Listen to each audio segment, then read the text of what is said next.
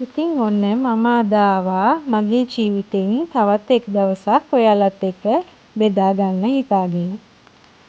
ඇත්තටම මගේ channel එකට එකතු වෙන ඔයා අලුත් කෙනෙක් නම් මගේ channel එක subscribe කරලා එකතු වෙන්න කියලා මම ආදරයෙන් ආරාධනා කරලා ඉන්නවා. ඇත්තටම මේ ජීවත් වෙන අපි පොඩි කාලේදී අපි ජීවත් වෙන්නේ අපේ පවුල ඇතුලේ ගොඩාක් සන්තෝෂෙන්. ඉතින් අපේ බබාලා හස්බන්ඩ්ලා ඇත්තටම බලාගෙන ඉන්නේ අපි රසයට කෑම වේලක් හදලා දෙනකන් එයාලා කැමති දෙයක් හදලා දෙනකන් තමයි ඒගොල්ලෝ බලාගෙන ඉන්නේ. ඒක ඇත්තටම අපේ යුතුයකමක්නේ. බබාලා ආස දෙයක් හදලා දෙන එක. ඒක ඒ වගේම සෞඛ්‍යමත් වෙන්න ඕන, පිරිපුන් වෙන්න ඕන, ලස්සන වෙන්න ඕන.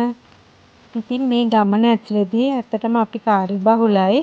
ඒ වගේම තමයි අපිටත් මේක එපා වෙන්න ඉඩකඩ තියෙනවා. ඉතින් මම ඔය මගේ ජීවිතේ පහසු කරගන්න උදේ උයන එක පහසු කරගන්න මගේ මේ vegetable box එක ෆිල් කරන ගමන් තමයි ඉන්නේ. ඉතින් මේ වගේ මම හැමදාම ලුණු සුදු ලුණු කපලා හරි නිකන් සෝදලා හරි එහෙම රෙඩි කරගන්නවා උදේට ගන්න. ඇත්තටම මේක මට ගොඩාක් පහසුවක්. ඇත්තටම මම අද හිතුවා ඔයාලත් එක්ක බෙදා ගන්න මම කරන තව දෙයක් තමයි ගෙදරම හදා ගන්නවා ෆ්‍රයිඩ් රයිස් එකකට අවශ්‍ය සුප් කැට.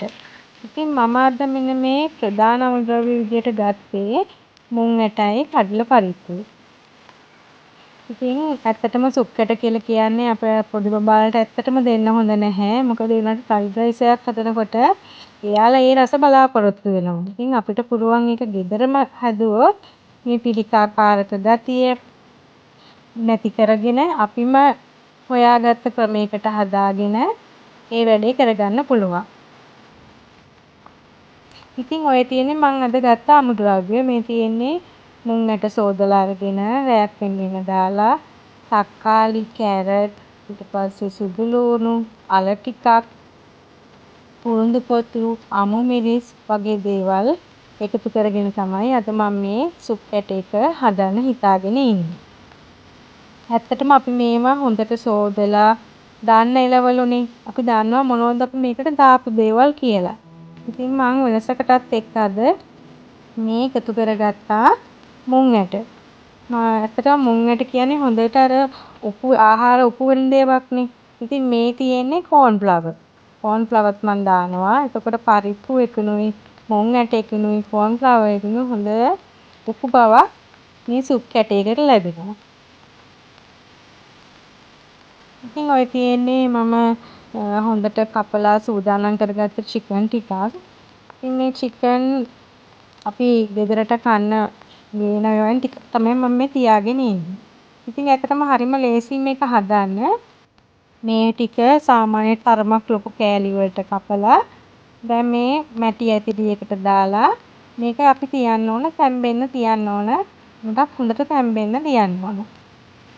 ඉතින් අර අපිට බේ ලීෆ් කියන ඒවා නැහැනේ ගෙදර හොයාගන්න. ඉතින් අපිට කුරුඳු ගස් ඕන තරම් තියෙනවා. මම මේ කුරුඳු කොළ තමයි. ඇත්තටම කුරුඳු කොළ දැම්මම ගොඩාක් සුවඳයි මේක. ඒ වගේ අමුතුම රසක් තියෙනවා කුරුඳු කොළ දැම්මම. මම ඉතින් මේ කුරුඳු කොළ ටිකකුත් අද එකතු කරගත්තා.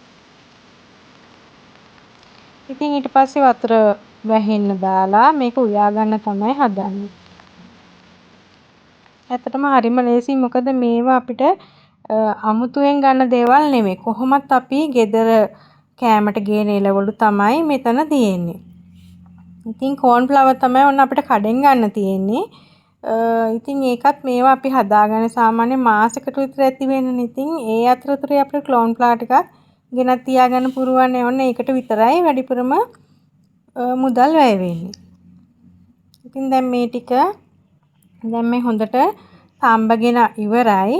දැන් ඉතින් මේක මේ බ්ලෙන්ඩර් කප් එකකට දාලා හොඳට චොප් කරගන්න ඕන.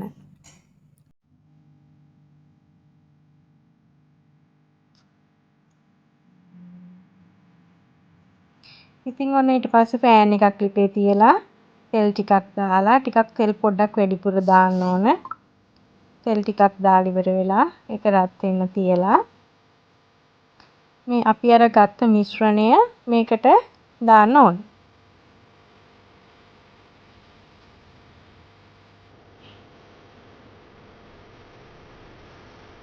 මේක හදන විදිය ඉතින් ඇත්තටම ගොඩක් ලේසියි. ඔයාලත් හදලා බලන්න. මොකද ඇත්තටම දරුවන්ට අපි දෙන්න ඕන හොඳ දේවල්. එහෙම නැතුව කඩෙන් එයාලා ආසයි කියලා හැමදේම කඩෙන් ගෙනත් දීලා පුරුදු කරගන්න නරකයි. අපේ බබාලා නම් හරිම ආසයි ඉතින් රයිස් එකක් වගේ දෙයක් කන්න ගොඩාක්ම ආසයි. ඉතින් මම ඒකම මේ සුප් යට ගෙදර හදන්න තීරණය කරේ. ඉතින් දැන් මම ඔය එකතු කරන්නේ කෝන් ෆ්ලවර් තමයි. රත් වෙච්ච තෙල් එකට කෝන් ෆ්ලවර් ටිකක් එකතු කරනවා. ඉතින් මේක ටිකක් ඝන වීගෙන එනවා. හැබැයි චුට්ටක් හොඳට මිශ්‍ර කරන්න ඕන. එතකොට ඒක නිකන් දියයක් වගේ හොඳට මිශ්‍ර වෙනවා ඒකත් එක්ක. ඉතින් ඔයාලට උනත් මේක ගෙදර හදලා මේක ෆ්‍රිජ් එකේ දාගෙන මාසයක් විතර මේක රස බලන්න පුළුවන්. ඇත්තම හරිම ලේසියි. මොකද අපි කඩෙන් සුප් කැටයක් ගන්න ගියාම ලොකු සුප් කැටයක් රුපියල් 55ක් 60ක් වගේ ප්‍රමාණයකට තමයි ගන්න වෙන්නේ. ඊට පස්සේ ඉතින් මම මේකට ඔන්න දැම්මා 3-5 හැන්දක් දැම්මා. ඊට පස්සේ කෑලි මිරිස් හැන්දක් දැම්මා. දැන් ඉතින් මේව මිශ්‍ර කරනවා.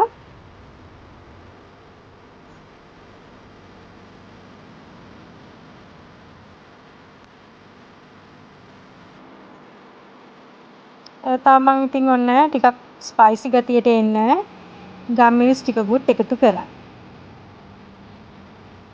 ඇත්තටම මෙතෙන් ටිකක් ඝන වීගෙන එනවා. එතකොට අපි කරන්න ඕන පොඩ්ඩක් ලිප අඩු කරලා ගොඩක් වෙලා මේක හිමීට ඉවසීමක් ඇතිව හිමීට මේක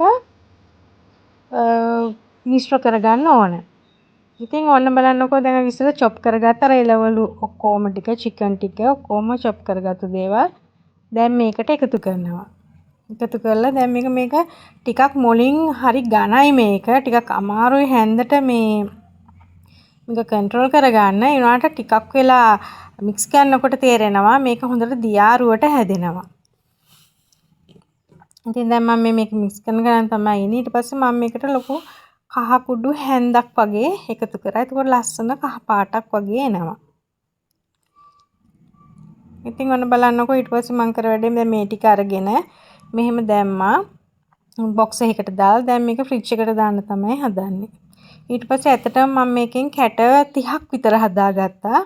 ඇත්තටම හරිම ලාභයි හරිම ලේසියි. ඉතින් ඔන්න බලන්නකෝ. ඉතින් ඔයාලටත් මේක හදන්න පුළුවන්. ඇත්තටම මේ වීඩියෝ එක ගොඩක් ප්‍රයෝජනවත් වුණා නම් මාව subscribe කරලා මට කමෙන්ට් එකක් දාන්න.